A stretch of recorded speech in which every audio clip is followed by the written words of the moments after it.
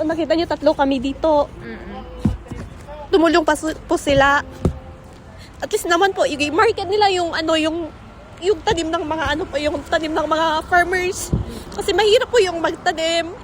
Napaiyak na lang si Girlie kung paano nila mapapaubos ang kanilang tone-toneladang aning repolyo. Ang presyo kasi nito sa La Trinidad Vegetable Trading Post, bagsak presyo pa rin na naglalaro sa 4 hanggang 9 na piso kada kilo. Halos walang diferensya sa 2 hanggang 10 pisong presyo noong nakaraang linggo.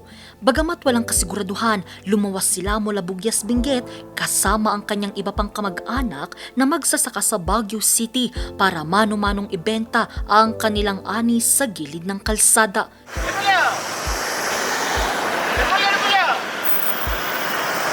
Wala na pong mga buyers doon po. Kaya kailangan naming punta dito sa Longlong, sa may Stone Kingdom para at least naman po may bibili po, para may babalik sa mga farmers po, ganun.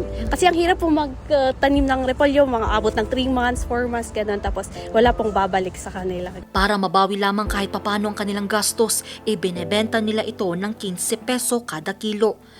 Bagamat lugi, kailangan nila itong tiisin magkaroon lamang ng sapat na kapital para sa susunod na taniman.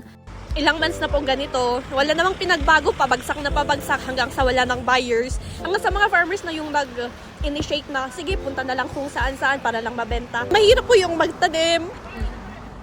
Itatanim mo, tapos alagan mo hanggang paglagay, tapos wala pa lang babalik sa farmers. Ganun, ang hirap po. Gaya nila Girlie, sa Baguio City rin nakipagsapalaran ang magsasakang si Princess mula ring Bugyas Benguet. Halos 2 araw na nilang pinapaubos ang kanilang ani, pero dahil sa tumal ng bentahan, nagsimula ng malusaw at magbitak-bitak ang mga ito. 2 po. Oo, minsan po pag malalaki, 1.50 pesos po, ma'am. Hindi po nabibili, ma'am. Sabi nila, backbone of the society ang farmer, pero bakit parang hindi natututukan, ma'am? Kahit yung mga DA, wala. Ang ganitong problema, maglilimang buwan nang iniinda ng mga magsasaka sa Benguet. Anila, bagamat nakailang pangako na raw ang gobyerno, tila napapako naman daw ito. Noong nakaraang buwan, bumisita si Pangulong Ferdinand R. Marcos Jr. para siyasatin ang sitwasyon ng mga magsasaka sa Benguet at naghatid ng iba't ibang tulong. Tignan natin, hinanapan natin ng paraan. Kaya unang-una, binaba natin ang presyo ng diesel ng 10 piso. Tapos yung mga charges ng mga local government, winave na muna.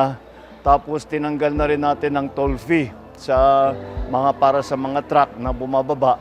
Humiling na ng budget si Department of Agriculture Secretary Francisco Chu Laurel Jr.